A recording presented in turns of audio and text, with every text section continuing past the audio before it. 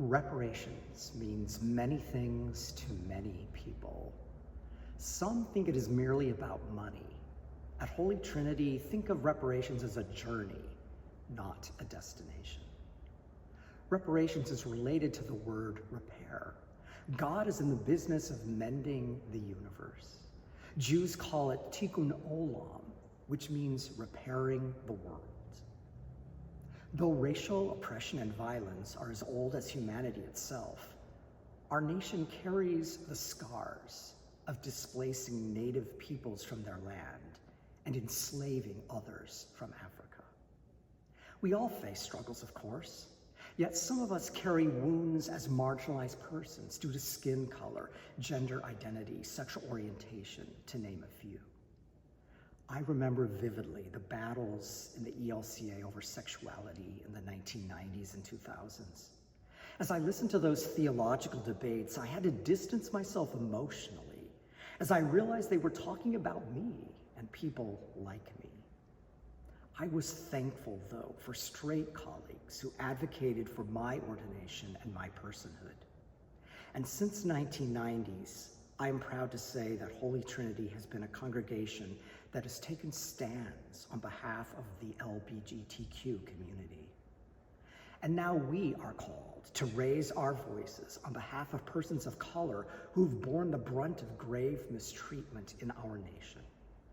Now, some would say that times have changed, that minority communities have more opportunities than ever, and they would add that we aren't the ones who stole land from indigenous peoples or kept slaves. Author Resmaa Menakem writes about the racialized trauma passed from generation to generation in Black bodies. White supremacy carries its own bodily trauma, the author writes. We are all in need of healing. Holy Trinity's reparations path involves more than money. It includes truth-telling, spiritual practices, political solidarity, and relationships with communities of color. Our journey toward racial justice began 20 years ago.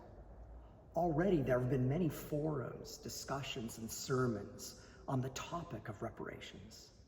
Yet this holy work is never done, and we may not see its fruit for years to come.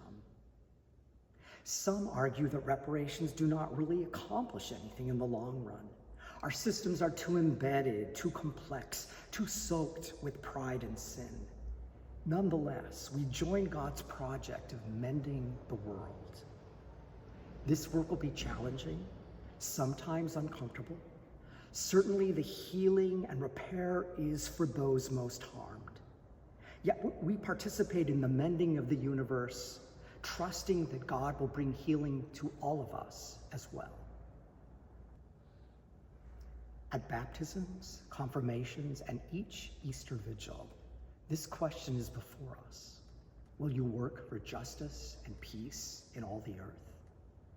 By God's grace, we are bold to say, we will, and we ask God to help and guide us.